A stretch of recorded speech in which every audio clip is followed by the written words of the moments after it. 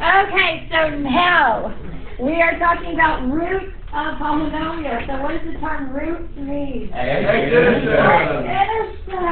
Great recollection from Algebra 1. Now, problems, let's listen, problems 1, 2, and 3. The instructions say to find the zeros of the following. What does that term zeros mean? X-intercept. So if you're looking for the zero, you are looking for the x-intercept. And if you are looking for the x-intercept, that means that your y value is equal to what? Zero. So for number 1, if I'm looking for that x-intercept, I need to replace the y with 0. And what is that x-intercept? 0. So x equals 0 is the answer for number 1. Next one, number 2.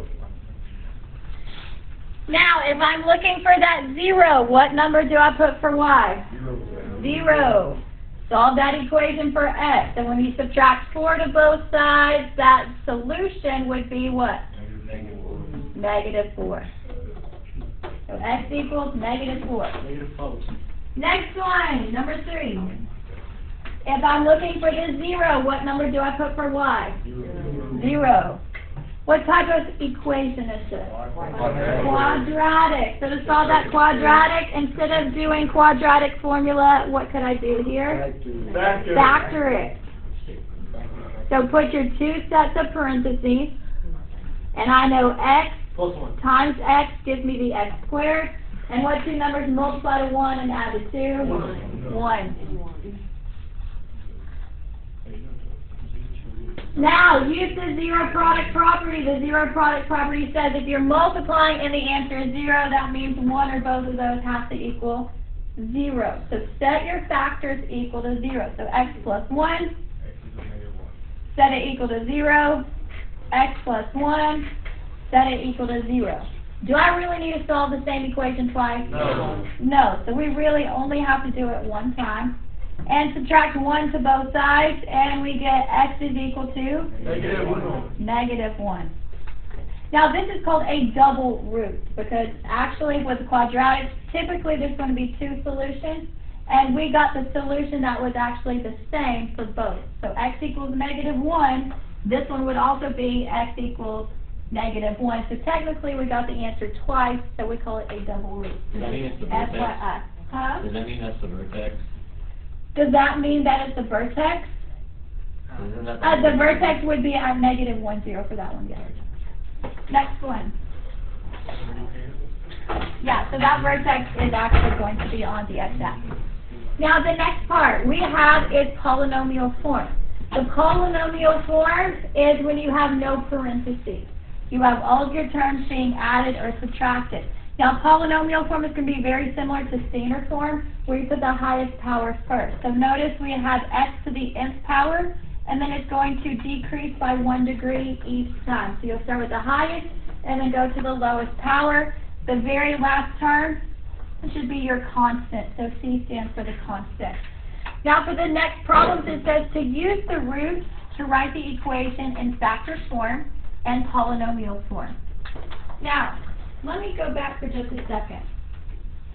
Notice, here was my factor form. We have the x plus 1. What was our x-intercept? -1. How are those two related? They're opposite. So if your factor is x plus 1, then change the sign. The opposite of plus 1 would be -1. Now, what if my x-intercept was -3? What factor was that? X plus 3. So we're going to be using that same thinking to answer that next question. So here they actually want 2 answers. The first answer they want is the factor form answer. The second answer they want is the polynomial form. So we need 2 answers. We need the factored form and we need the polynomial form.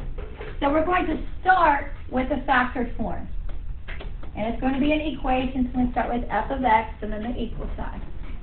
Now, locating that first x-intercept, what is this first x-intercept? X equals 1. What would that be in factored form? X minus 1. X minus 1. For my second factor, look at your second x-intercept. And what is that second x-intercept?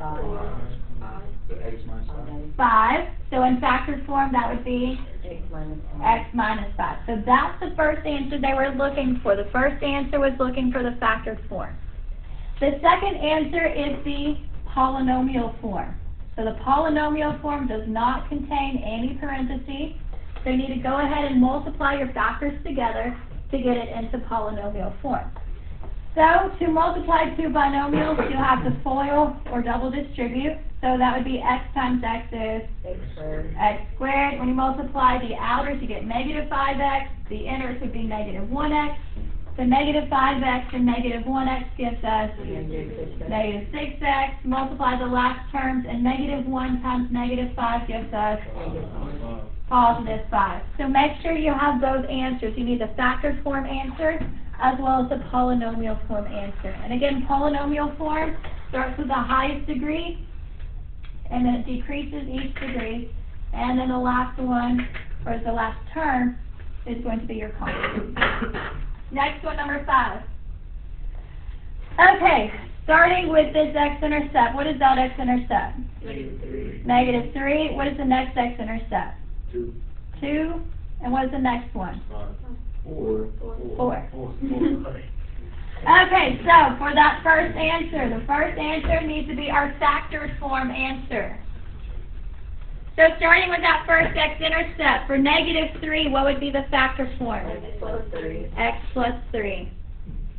And for 2, the factor form would be? X minus 2. X minus 2. And for 4, the factor form would be? X minus 4. X minus 4. Then for the polynomial form, we need to get rid of the parentheses, so we need to go ahead and multiply those factors together. So we're going to multiply left to right. So I'm going to multiply the first 2. And x times x is? X squared. X squared. This will give us a negative 2x and a 3x to combine to give us 1x. And 3 times negative 2 minus 6. Now we have a trinomial times a binomial. We still need to, here it actually would be triple distribute, but I'm going to reverse it. I'm going to use the commutative property. I'm going to put the x minus 4 out front, the x squared plus x minus 6 at the back, and that's the commutative property multiplication. I can switch the order when you multiply, and the answer is still the same. Okay, so now I'm going to double distribute. So the first thing I'm going to distribute is going to be the x. So what's x times x squared? X cubed. What's x times x? X squared. X squared. And x times negative 6. Negative 6x. Now when I start my second distribution, I start a second row of answers, and then I always skip the next whole so that my like terms line up. And you'll see what I mean in just a moment. Now we're going to distribute the negative 4. What's negative 4 times x squared? Negative 4x squared. Negative 4x squared. So make sure you line up the like terms. Continue on with negative 4 times x. Negative 4x. Negative 4x. Then negative 4 times negative 6. Positive 24. Positive 24. Combine your like terms. So this would be f of x equals, bring down your x cubed. What is x squared minus 4x squared? Negative 3x squared. Negative 6x minus 4x gives us minus 10x plus 24. So again, the polynomial form does not have any parentheses, so you need to multiply everything out to get rid of all of the parentheses. Next one. The fun continues. Okay, number 6. What is the first x-intercept? Negative 5. And what is the other x-intercept? Positive 4. Positive 4. Now we do have to talk about this one. This is a little bit different. Notice this one has a line that goes through it. So if you have a line that goes through it, that is called a single root. So right here, this one is a single root. But notice, does this one go all the way through it? No. How many lines connect to this root? 2. 2. So this one is actually called a double root. So if it has 2 lines going to that root, you'll have to write down that root twice in your factored form. Okay, so let's see what that looks like. So what does it look like if you have a double root? First of all, our single root was -5. So that needs to be x plus 5. And then positive 4 in factored form would be x minus 4, but it's a double root, so it needs to be squared.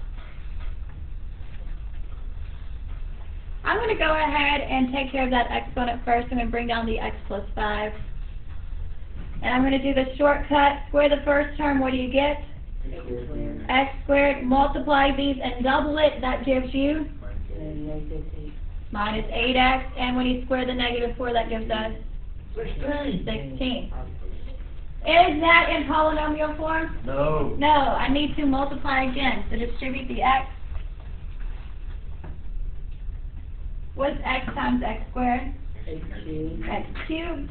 What's x times -8x? Minus 8x squared. And what is x times 16? Plus 16x. When I do my second distribution, I'm going to make a second row of answers. So distribute the 5 with 5 times x squared. 5x squared. Make sure you line up like terms. So 5x squared, put it below the -8x squared. And what's 5 times -8x? -40x. -40x. And then 5 times 16? 80. So this would be f of x is equal to, bring down your x cubed. Combine these, what does it give you? -3x squared, and 16x minus 40x would be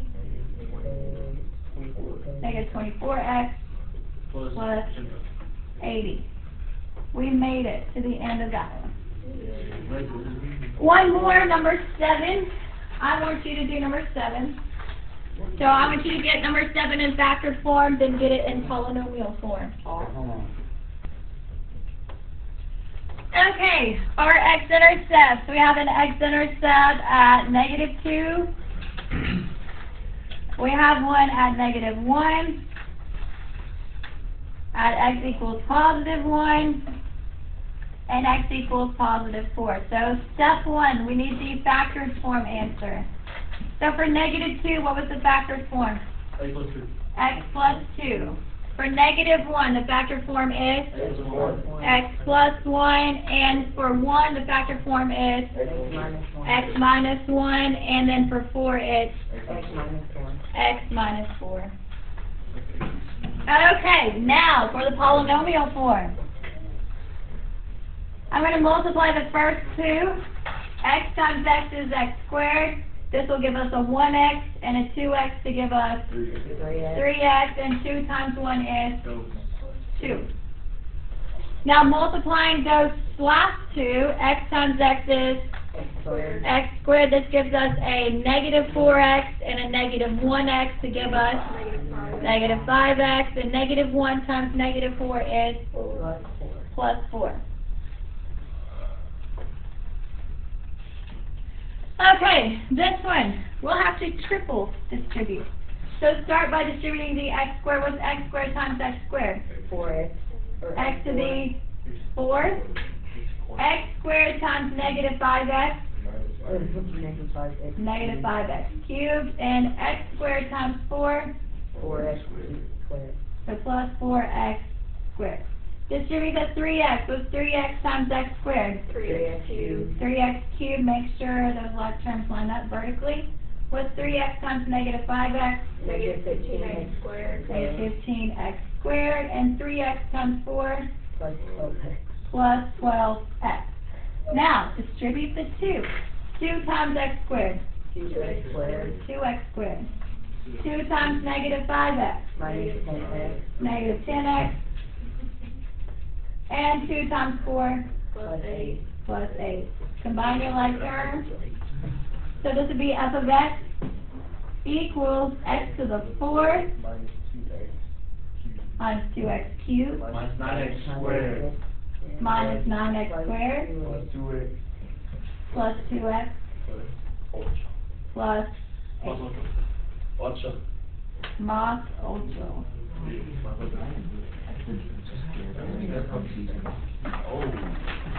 Here, the first theorem, it is called the rational root theorem.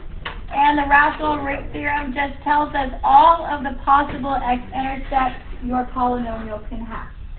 So it tells us, it says, if you have a polynomial in the correct polynomial form, where we have the highest power first and the constant at the very back, then all possible rational zeros. So all of the possible, what does zeros mean? X-intercepts are P of x over Q of x. P of x is just your constant. It's the factors of your constant. Q of x are all the factors of the leading coefficient. So we have to list out the factors of the constant, list out the factors for the leading coefficient, divide those two, and that will give us all possible rational zeros. And it tells us here where P of x is all of the factors of the constant, I have that labeled right here, and Q of x is all the factors of the leading coefficient. Our leading coefficient is just that coefficient out front when it's in polynomial form with the highest power out front. So let the fun begin. We have an example. Here's our example. It says find all possible rational zeros for that polynomial. So to do that, we have to do P of x divided by Q of x.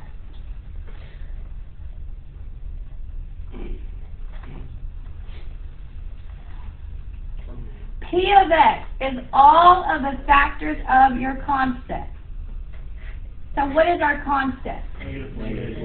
Negative 48. Well, I could have one of them, factors for negative 48, I could have negative 1 times 48, but I could also have negative 48 times positive 1. So I could have a negative 1, I could have a positive 1, I could have a positive 48, I could have a negative 48. So for all of these, I'm going to put a plus or minus out front just to remind me that it could be positive or it could be negative, just depends on the pair of factors that were used. Now, I'm going to list these factors from least to greatest. So what numbers multiply to 48? I could have 1 times 48. I could have 2 times 24. I could have 3 times 16. I could have 4 times 12. 5 won't work. I could have 6 times 8. Anything else? No, because 7 won't work and 8's already in my list, so when you start repeating yourself, you're finished. So there's my factors for 48 from least to greatest. Now in the denominator, we have to have Q of x. Q of x is the list of all possible factors for your leading coefficient. So looking at my x cubed, what is my leading coefficient? 1. Hallelujah, it's just 1. And what are the factors of 1? 1. So it's just plus or minus 1. And let me go ahead and label this as Q of x. And again, we also have the plus or minus because I know 1 times 1 is 1. Also, negative 1 times negative 1 is also 1. So both of these will have the plus or minus each time. So now, we have to divide all of these to get all possible rational zeros. So when we divide all of these, we're going to have a plus or minus out front. And when I divide, what's 1 divided by 1? 1. What's 2 divided by 1? 3 divided by 1? 4 divided by 1? Keep going, what's next? 6, 8, 12, 16, 24, 48. Now this tells me all of the possibilities that my x-intercept should be. Now notice, if our highest power is 3, how many x-intercepts do we expect? 3. So out of this list, this is a whole lot more than 3, correct? But only 3 of these out of this list will actually be the x-intercept. So these are just the possibilities. So that's just a list of possibilities. Next theorem, whoops, too far. Next theorem is called the remainder theorem. If a polynomial is divided by x minus k, where k is just a value, like if this were like x minus 3, then the remainder is r equals f of k. In the factor theorem, the one at the bottom, that's going to be the one that we're going to be using. It says a polynomial has a factor of x minus k if and only if f of k is equal to 0. So what that tells us is if your polynomial is divisible by the factor x minus k, then when you divide them, then your remainder is 0. So I'm using r for remainder. So that is the remainder theorem with the factor theorem. So if you are dividing a polynomial by a factor, that factor is going to be one of the x-intercepts if and only if the remainder, when you divide them, is 0. So we're going to use that remainder and factor theorem. And for the next two problems, it says determine if the given value is a root using synthetic division. Your answer needs to be yes or no. And we are given our polynomial is x cubed plus x squared minus 14x minus 24. Now, if it says to use synthetic division, you need to use synthetic division. So if you had Algebra 2 in the fall, this is pretty fresh for you. But if you had Algebra 2 last year, it's been a little while. So, as a refresher, we are going to take the negative 3. We're going to place it in the top left corner. The top row is going to be your list of coefficients. So what coefficient do we have for x cubed? 1. What about for x squared? 1. For x? Negative 14. Negative 14, the constant? Negative 24. Negative 24. Skip a row, draw a line. Now, if you had a term that was missing, what would you have to put for its coefficient? 0. So just FYI, because it's probably been a while. Now, your first coefficient, the leading coefficient, drop it down every single time. Outside numbers get multiplied, so it's negative 3 times 1. Negative 3. The inside numbers, you just add them together. So when you combine 1 and negative 3, that gives us negative 2. Multiply your outside numbers, so it's negative 3 times negative 2. 6, combine these, negative 14 and 6 gives us negative 8. Outside numbers get multiplied, so it's negative 3 times negative 8. 24. Negative 24, positive 24 gives us 0, and this number at the back is called your remainder. So if your remainder is 0, then yes, that is going to be your root. So the answer is yes. So if the remainder is 0, yes, it's going to be a root to that polynomial.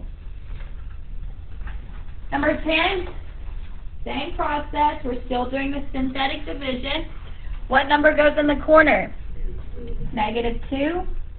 Coefficients go across the top row. So for x cubed, I put 1. For x squared, I put, for x, I put negative 14. Our constant is Minus 24. negative 24. Skip a row, draw a line. What do I do next? Drop down to 1. Drop down to 1. Drop it low. What do I do next? Multiply. What's negative 2 times 1? Negative 2. Combine these, what do we get? Negative 1. Negative 1. What's negative 2 times negative 1? 2. Combine these, we get Negative 12. negative 12. And then negative 2 times negative 12 is 24. So what is our remainder? 0. 0. So if your remainder is 0, is that going to be a root to your polynomial? Yes. Yes. What if I got 7 for the remainder? What would our answer be? Not a root. No. Okay. In that box at the bottom of that page, we are going to be determining the end behavior for our function, and that's going to help us graph these here in a few minutes. So it is talking about the end behavior if your polynomial is in standard form. And top left, it says n is even. Notice n is your highest power. So if the highest power of the function is even, like if we had y equals x squared, my highest power is a 2, and 2 is even. You agree? Yes. Right below that it says a sub n is greater than 0. A sub n is just our leading coefficient. So this says that my leading coefficient is greater than 0, which means it's going to be positive. So thinking about y equals x squared,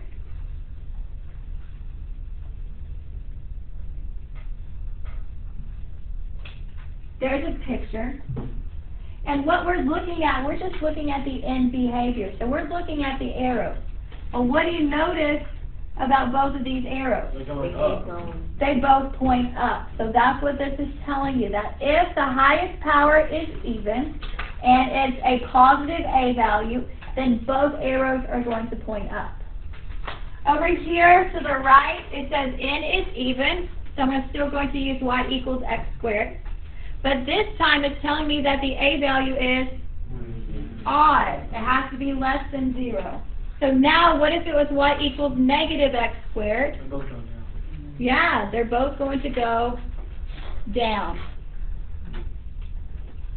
So notice, if the exponent is even, the arrows do the same thing. So they both point up, or they both point down.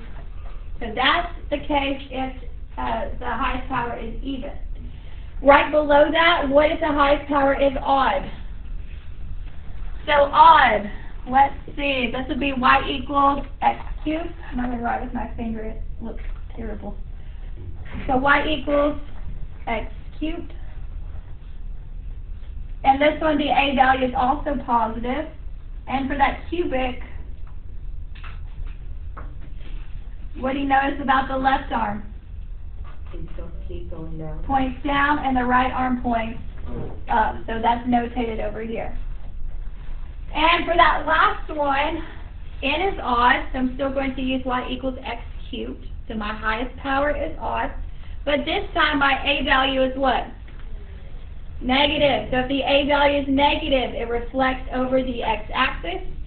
So that means our left arm is up, and our right arm is down. So the left arm is up, right arm is down. So if the highest power is odd, the arrows do opposite. One arrow points up, the other arrow points down, or vice versa.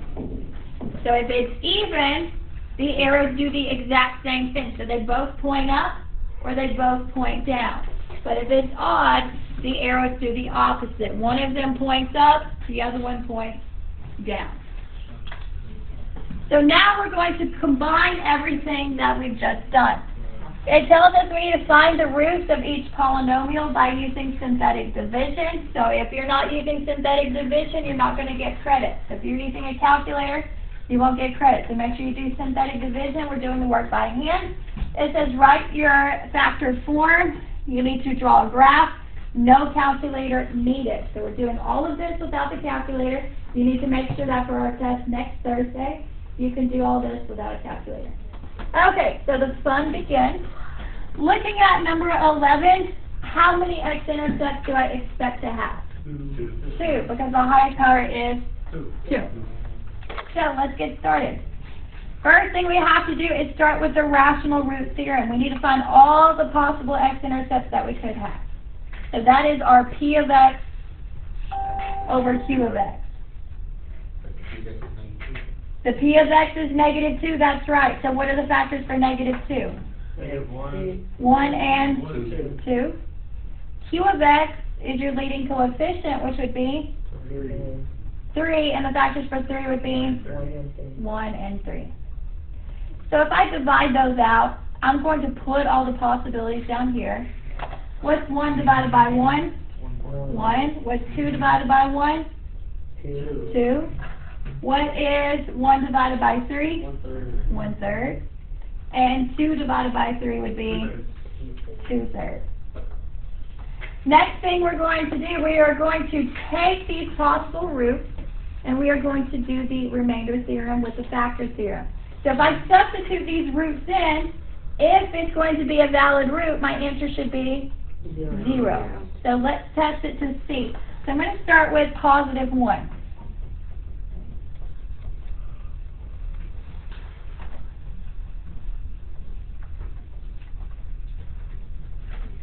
Okay, so both of those x's I'm going to replace with a 1.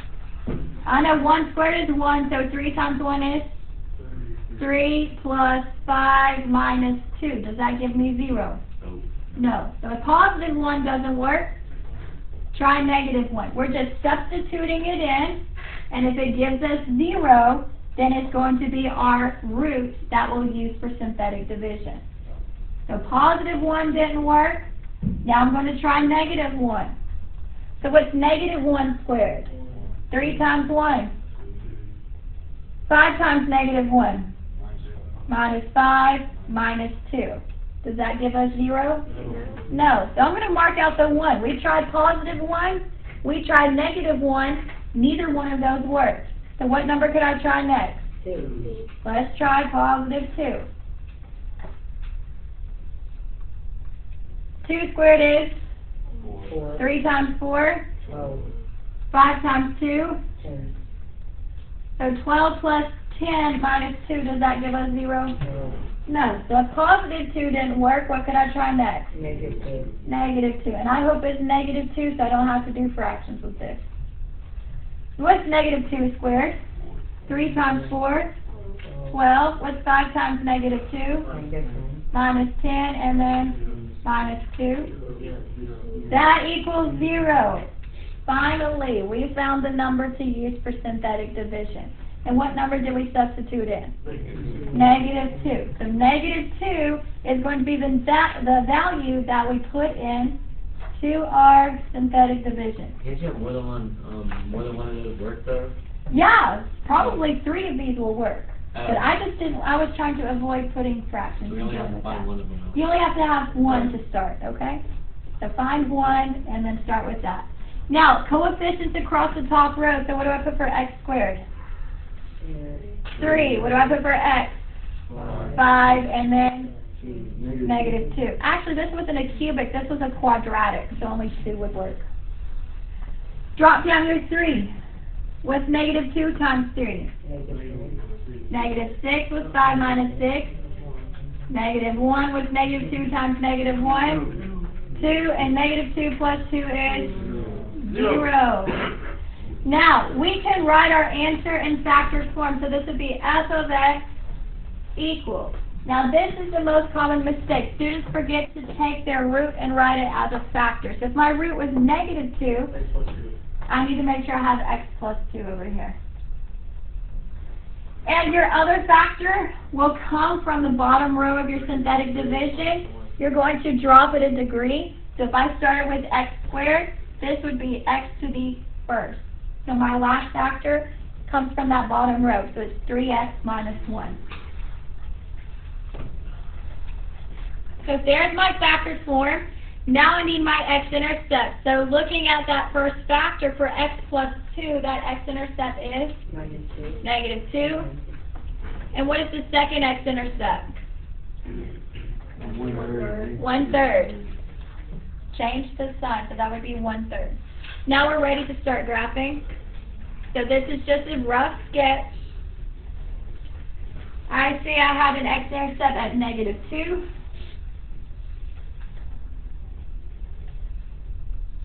And 1/3.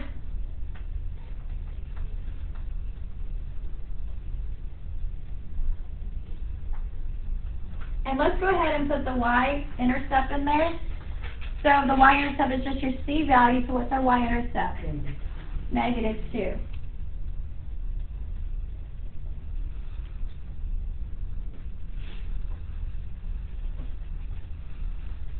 And when you are graphing these, make sure you put enough markings on there where I can tell what you're scaling your x and y axis by. Even if you're using ones, even if you're counting by ones, I still need to know you are counting by ones. Next thing I needed to do is I need to figure out what is the end behavior so I can figure out how to draw this thing. So looking at your leading term, is it even or odd? Even. So that means the arrows both point up or they both point down. So the next thing I have to do is figure out, do the arrows point up or down? So if the A value is positive, that means they both point up. So that means the left arm points up, that means the right arm points up. So figure out the end behavior.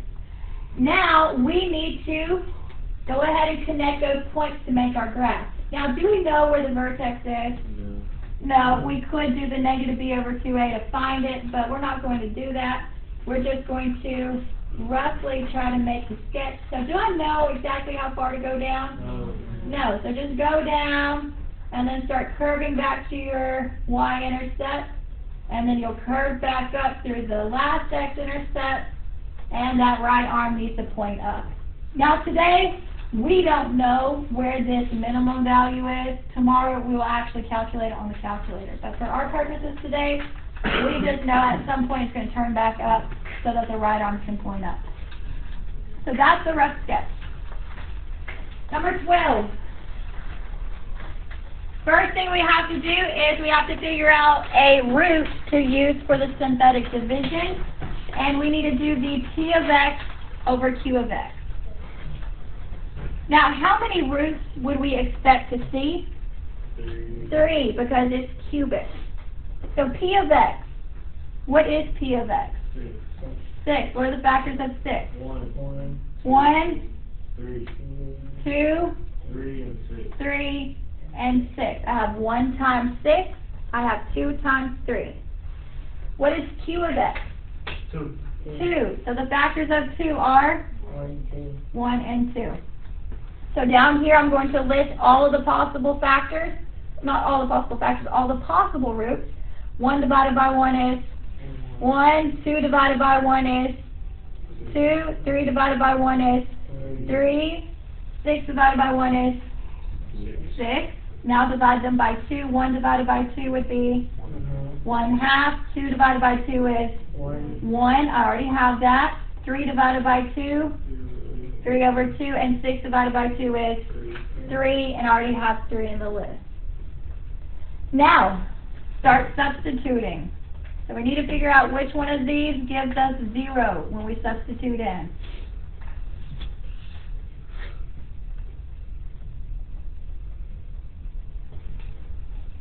You want to start with a 3/2?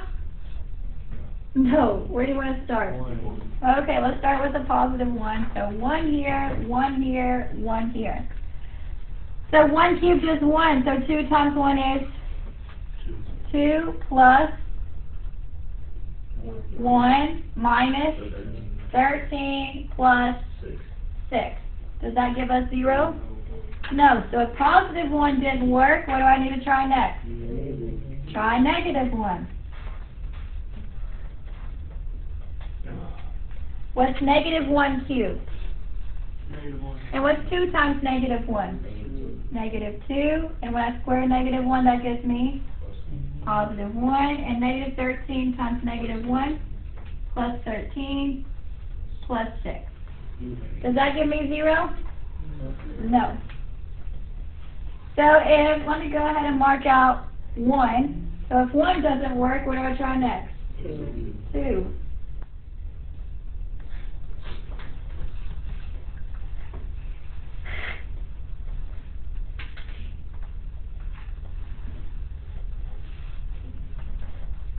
What's 2 cubed? 2 times 8. 16. 2 squared is 4. Negative 13 times 2. Negative 26 plus 6. Ooh. If I add 16 plus 4, that gives me, and 20 plus 6 is, and what's 26 minus 26? 0. So what number do I use for my synthetic division? 2. So we found it.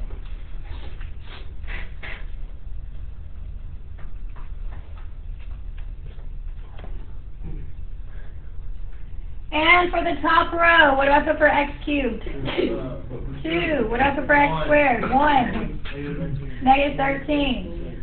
6. Skip a row, draw a line. Drop down your 2. What's 2 times 2? 1 plus 4. 2 times 5. Negative 13 plus 10. 2 times negative 3. 6 minus 6. 0. And that is called my Remainder. remainder. Now I can write the factors form. I'll do that over here. So this would be f of x equals, first thing, start with the 2. 2 is a root. And what is the factor form for the 2? X minus 2. Don't forget that one. The other factor comes from the bottom row, so drop it a degree. So if I started with x cubed, this would be a 2x squared plus 5x minus 3. So this would be 2x squared plus 5x minus 3. Is that completely factored? No. So break up that last trinomial. So we'll have a 2x and an x. And these two numbers need to multiply to what?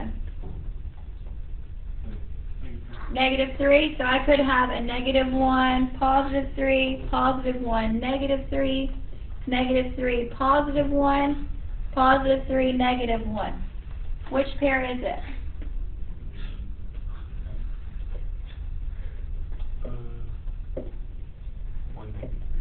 Yeah. The -1 and the +3, and I can check it.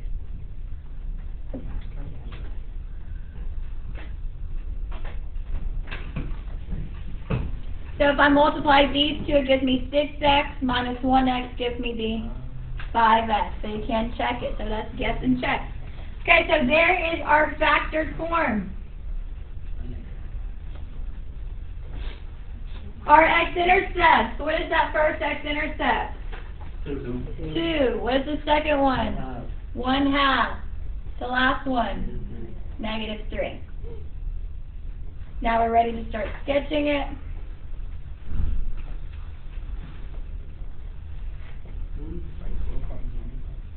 Yeah, it's like 12 problems to 1 problem. I agree. Put your x-intercept. There's one at +2, at 1/2, -3. And quickly, what is that y-intercept? 6.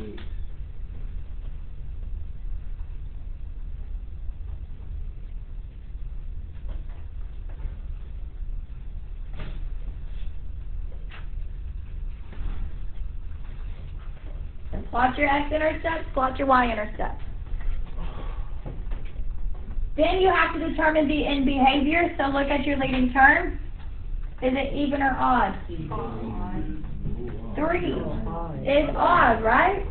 So if it's odd, do both arms point up or do they do the opposite? Opposite. So I have to decide which arm points which way. So if the A is positive, does the left arm point up or down?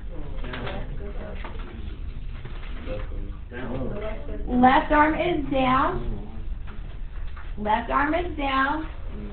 Right arm is up.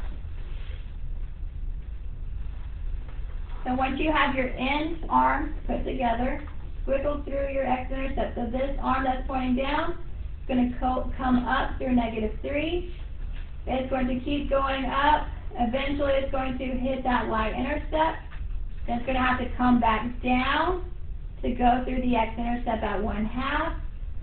And eventually it's going to turn back up to go through 2. Does it matter when we turn them? It really doesn't matter where we turn it today because I don't know actually how low it goes right here. Tomorrow we actually will calculate that in the calculator. So today we don't know how far it goes down. It might be down here, it might be way down here. I don't know, but tomorrow we will. So this is just prep work for tomorrow. And the last one. Let's do our P of X over Q of X. Oh my goodness. What is P of X? 20.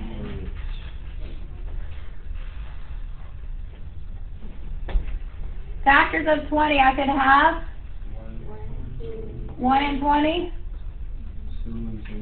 2 and 10, 4 and 5. What is Q of X? 3. Factors of 3 are 1 and 3. Okay, I'll go ahead and list out all of those possible factors. 1 divided by 1, 2 divided by 1, 4 divided by 1, 5 divided by 1, 10 divided by 1, 20 divided by 1, 20. And then all of those divided by 3, so we could have 1/3, 2/3, 4/3, 5/3, 10/3, 20/3. That's our list of possibilities. How many x-intercepts do we think we'll have? 3. So out of that entire list, there's only going to be 3 that will work. So you just need to find one. So that is your job. I want you to find one that works and let me know as soon as you find it.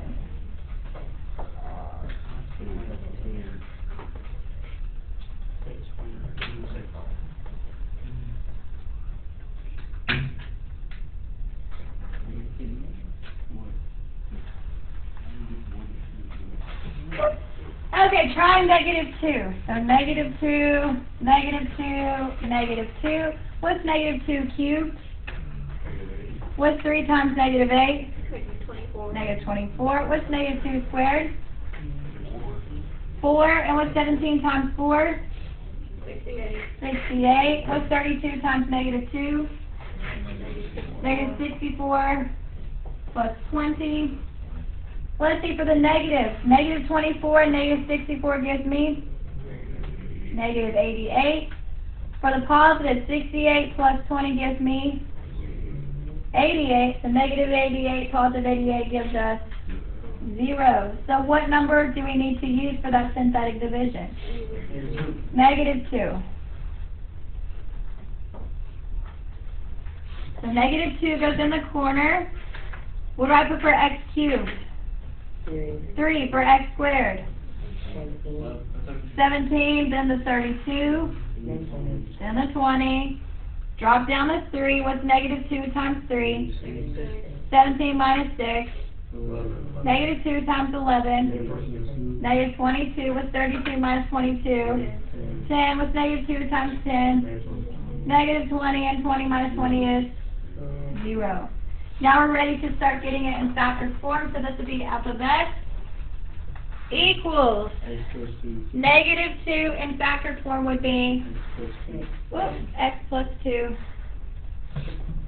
The other factor comes from the bottom row. So if we started with an x cubed, that would be a 3x squared plus 11x plus 10. So 3x squared plus 11x plus 10. Is that completely factored? No, we'll need to factor that.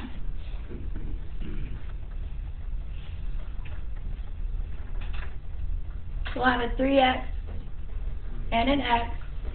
And those last two numbers have to multiply to what? 11.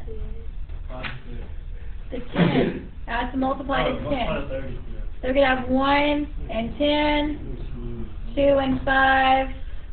This could be 10 and 1, 5 and 2.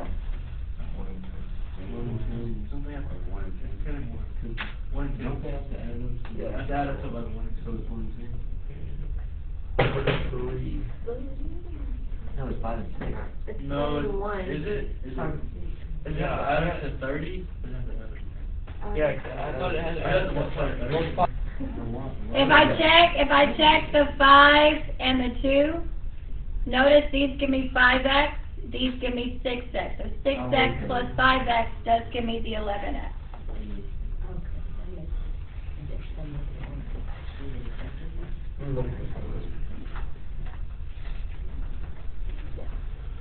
And our x-intercepts would be at -2. -2, 5/3.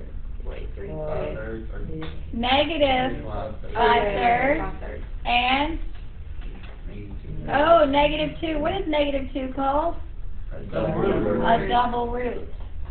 So that one will hit the x-axis, turn around, and go back the other direction. So it will not go through the x-axis. Okay, so now we're ready to start. We have an x-intercept on -2. What's -5/3? That's a mixed number.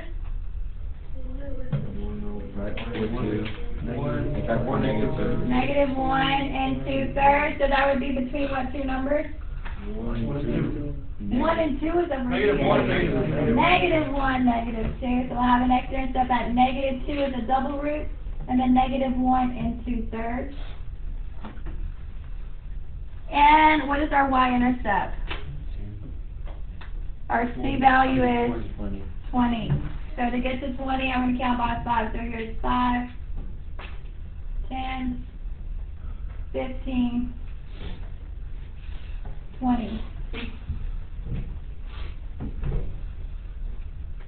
Now we have to determine the end behavior. So look at your leading term. Is that one even or odd? Odd. So one points down, the other one points up. If it's a positive a value, which way does the left arm point? Down. Left arm is down. Right arm is going to be up. So going from that left arm, go to -2, but it's a double root, so does it go through it? No, it's going to go back down, and then eventually it's going to turn back up to go through that second x-intercept, and then it's going to go through that y-intercept, and that right arm is going to point up. Now, do I know how far it goes down? No. No. So right there is good enough.